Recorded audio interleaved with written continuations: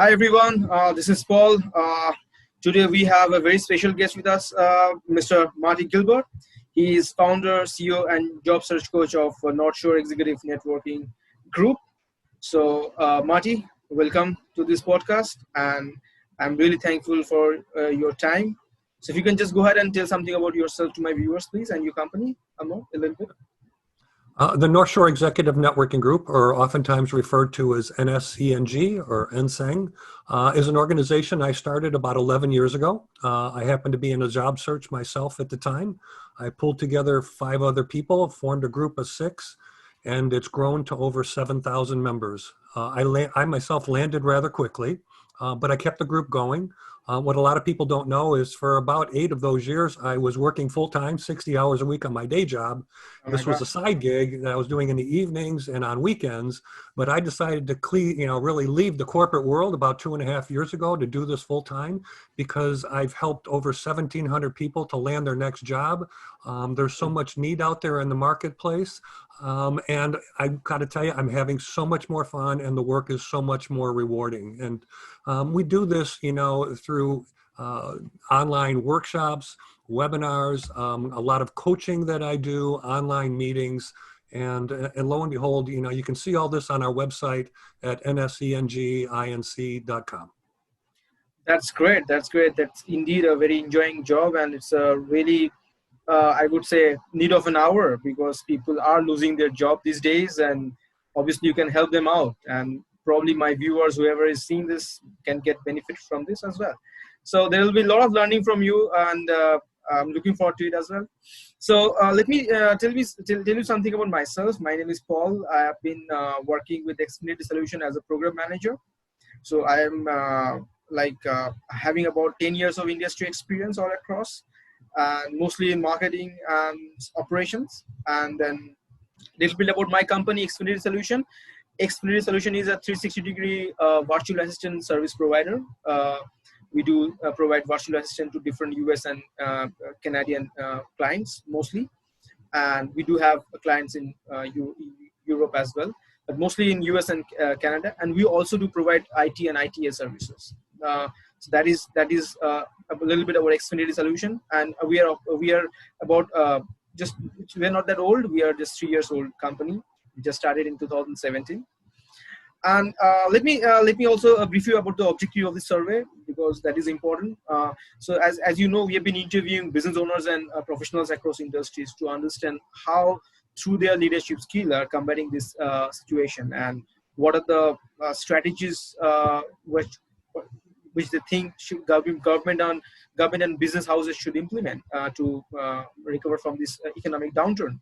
And we've got a stupendous response from several brands and corporates, and I'm looking forward to learn more from you as well. So if you're ready, I can start the questions.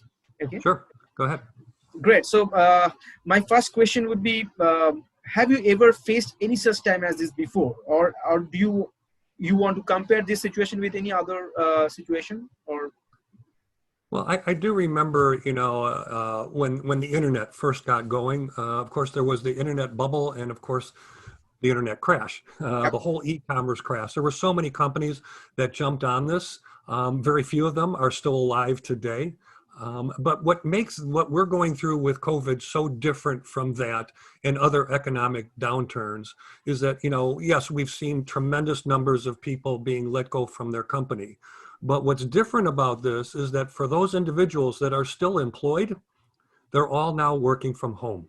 Okay, yeah. Wasn't the case in other recessions and downturns that we've seen. These companies that were brick and mortar and these large campuses for corporations, they were still in existence. They were fully loaded with a lot of employees.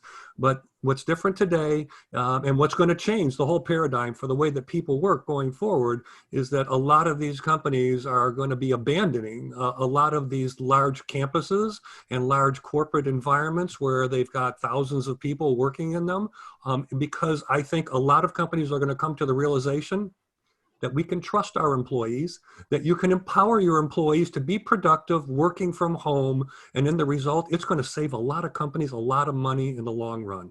So I think that is a huge difference. And I guess one of the few good things that will come out of this experience. Obviously, we have heard something positive from you, and obviously, looking at the situation right now, companies are indeed saving a lot of money through this work from home strategy, and they are providing us with a lot of facilities what we can expect from them, but still they are saving a lot of money. That's good. That's something which is a positive side. And then um obviously this second question would be pretty obvious, but then I need to understand what's the effect you have. Like, is your business seriously affected by this pandemic? And or like maybe positive, negative, what is that? Yeah, I'm probably the exception to the rule. Unlike many businesses that have been affected in a very adverse way, I've actually been affected in a very positive way. It's for a couple reasons. One is my core business is about helping folks to get reemployed. I'm trying to help people to attract attention to their backgrounds and to, you know, capture interest with potential employers. And there are companies that are hiring. Actually, COVID has been an opportunity for several companies to get rid of low performing individuals in favor of better talent. And so for a lot of individuals, they've been able to get reemployed rather quickly. But what makes me different and the way this whole thing has affected my business is that it's affected me in a much more positive way, in part because I have always had a piece of my business online. I was doing webinars all the time. An aspect of my coaching has always been online, whether it's through email, through sharing of environments like this, where I can coach and instruct people through screen shares. So for me, the transition was an easy one. But the very positive thing for me is that now, instead of me, because I'm based and headquartered in the Chicago area, a lot of my members of the 7,000 some people were located physically in the Chicago area because I was holding meetings with 100, 150 people coming together at a meeting. The moment that you know, I shut that down and turned them all online, I now have a global reach, because everything I'm doing is online. And so there's no end to the number of people I can reach, because anybody, anywhere in the world can attend any of my job search webinars, my workshops, my coaching, my online meetings. And so in many ways, my addressable market got bigger by magnitudes. And so from a business standpoint, it actually has had a very positive implication to the way that I've been running it. Oh, that's great. That's great to know. Actually, it has actually affected you in a positive way. Uh, that's really nice. And so, but my next question would be more like a general question, since you've been handling, you know, people from different industries. There are some industries who have been affected by this pandemic very badly, and they have impacted the business badly. And then there are some industries, as you said, have actually shown some good result. I mean, some positive result. So, but overall, what do you think? What are the challenges you see in future, and how are you prepared for it, or how you want my viewers to prepare for it? Well, for me, I think I'm well prepared for it, because I have made that transition rather easily and pretty smoothly. I think for other businesses, for anybody who's not already online, you better get online. Take a look at what's happening here in the United States. The businesses that have really prospered during this are people like Amazon. Yep. It's the e-commerce parts of our retailers, because most of the retail brick and mortar businesses, they're either shutting down or they have temporarily decided they're going to try to hang on as long as they can.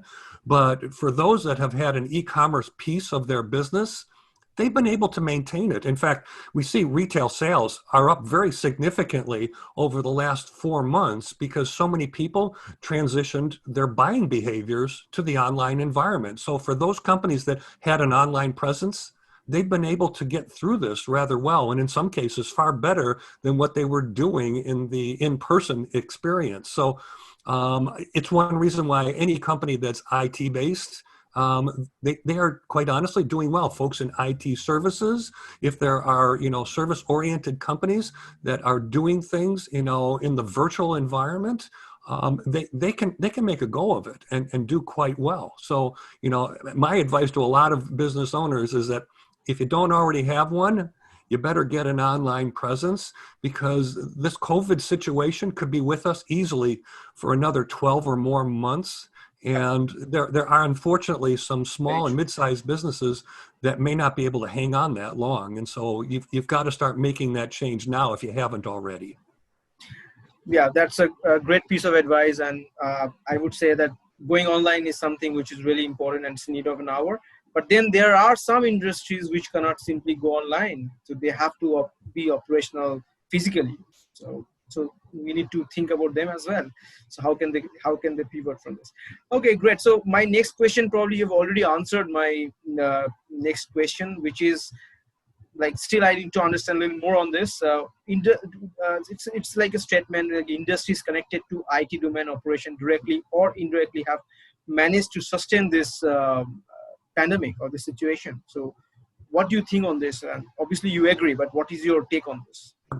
So there's two elements, to the IT industry. One is the online business, and we've kind of talked a bit through that. But the other piece are all the people that work in IT, that provide IT services. And to me, those folks are probably doing pretty well. Okay. And I look at this from the perspective of folks that are in job search.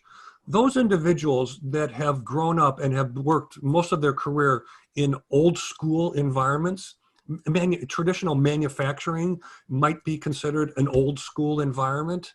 But those that have been providing IT services, anything that might be technology based, okay, and it's not limited just to IT, but IT service providers, I think, do exceptionally well. And I'll tell you a great example, are cellular phone companies. Cellular phone companies are doing extremely well right now. Why? Because they're providing a service to individuals who otherwise would not be able to get that phone service, because their phone lines in their office have been shut down. When people call into the main number of work, what's happening? Typically, people are getting to the main number, they're getting an automated system, and they're saying punch in the first 3 letters of the person's last name, and it's being forwarded automatically to their cell phone. So my guess is that cell phone traffic is probably at an all-time high or real close to it. And of course, the data transfer of all kinds of information over the cellular system and Wi-Fi networks has got to be incredible. Again, they are a provider of technology. Service providers, I think, are probably doing exceptionally well. And I would say the same is true for those companies that are providing some level of IT service as an outsourced entity to any corporation. All right, yeah. So IT services, and as you said earlier, that whoever is working in the virtual space, like IT services are basically can be working in the virtual space, so they can flourish. That's great. So my next question would be more on a macro level, sorry. So it is like, I just need to understand your view on the future economy of the United States. So what do you think about that? When is it going to recover? Well, I'm sorry to say that there are going to be a number of mid-sized and small businesses, some of which have already, unfortunately had to fold up and go away. And there's going to be more of that. Okay. Not every company is a Fortune 1000 firm, and they just don't have the staying power for this, because I think we're going to find ourselves in this situation a lot longer than what our government is telling us. And so as a result, there are going to be a lot of companies that will go under. But I think one of the big changes is that we're going to find the way that companies begin to operate, they're going to become a lot more efficient. They have to become more efficient. And I think some of those learnings are happening right now. Okay. And I mentioned earlier that, I think a lot of companies are going to start to trust their employees to work remotely. Okay. That's going to open up opportunities, not only for people in a given city where they are, but now, for example, in my case, job seekers, they can work anywhere in this country, because I think a lot of those jobs are going to become remotely located jobs, or it's going to be acceptable to work not in the city where that company is located. So somebody in New York could work for a company in Houston. Somebody in LA could work for a company in Chicago. We're going to see so much more of that. And in the end, what does that do? It gives the jobs to the best talent, the most qualified people. More and more will rise to the top. which is going to be, one thing is going to be training. I think a lot of people, and for those that are unemployed, and I do work with some training companies, this is a great time and an opportunity for them to upgrade their skills, fill in some gaps that they don't otherwise have. And of course, the federal government does fund some of this for folks here in the United States. And I think that's going to be great, because I think in the end, you start to get better employees, and you get folks that may have had some weaknesses that start to fill those in with some additional skills. Yeah, that was really insightful, and there's a lot of learning on this. And so you think that they should upgrade their skills during this time? So what do you think? This is just a question which is out of the box now, not out of the box, out of the things. So I just need to understand, what do you think? What are the courses, or what are the skill set is very much needed right now, which is the future? There's always going to be a need for strong project management. Yeah. And as a result, PMP certifications are absolutely a great way to upgrade. I think that Six Sigma and all the different belts that you can get are always going to be helpful and incremental. I'm learning more and more software languages always helps people to be more productive and faster in the way they get their jobs done, and getting their jobs done not only faster, but more accurately. I think all of these kinds of skills are great for folks, because it makes our employee base far more productive and enables us to deliver far more services and products over a shorter period of time. That's great. That's great learning from my viewers. So my viewers, if you are thinking of taking up any sort of a courses right now, so these are the advices which is definitely going to help you. So Marty, my next question would be just to understand during this time how your company NSENG is helping their clients and the job seekers, and if you can just tell something about your USP in your space, so that would be really helpful for my viewers. Yeah, I think our unique value proposition as an organization is that we are very much in tune with the fact that the job search, and those are all the folks I'm trying to help. But the job search is not an HR exercise. A lot of people think that the human resources department is the solution and the place you need to go, and it absolutely is not. Yeah. This is all about marketing. 95% of the job search is about marketing. It's identifying and communicating your value.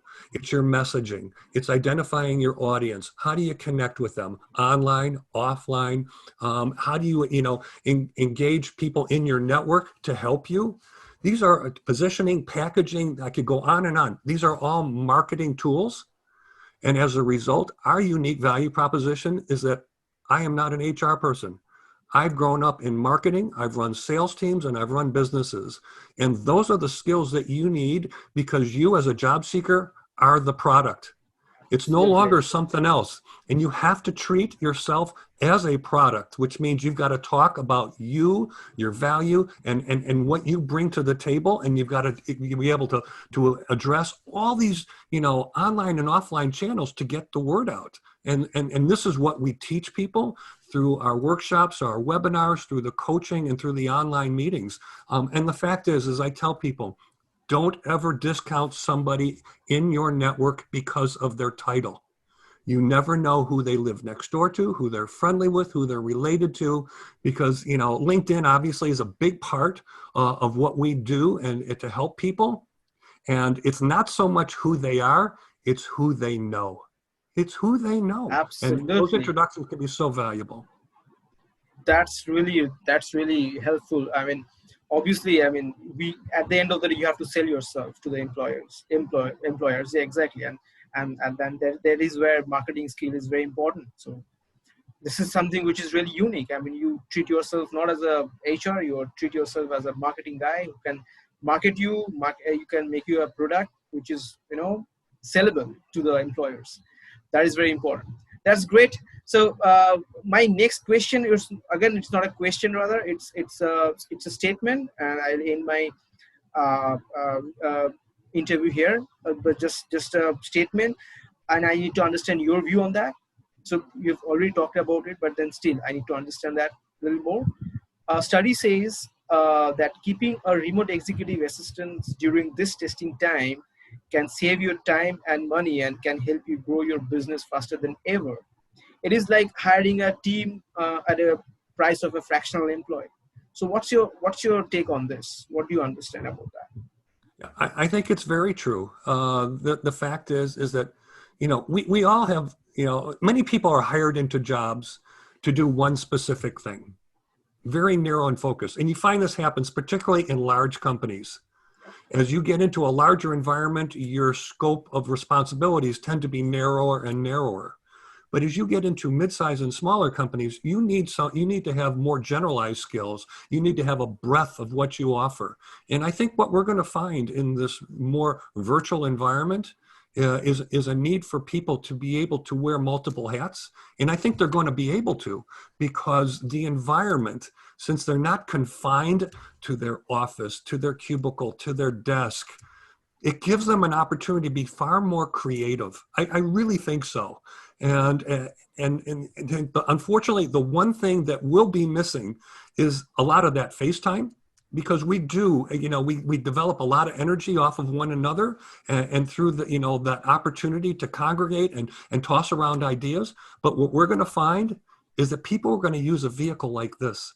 Zoom already is becoming that communication tool so that we can still see each other. We get the tactile feedback from conversations. It's not just you and I talking over the phone, not seeing each other. I don't know what your level of engagement is with my conversation, but I see it now with Zoom. And so to me, it will start to take the place of that face-to-face interaction, but I think it's going to be just as effective, because you and I both know we could bring 3, 4, 30 more people into this conversation if we wanted to.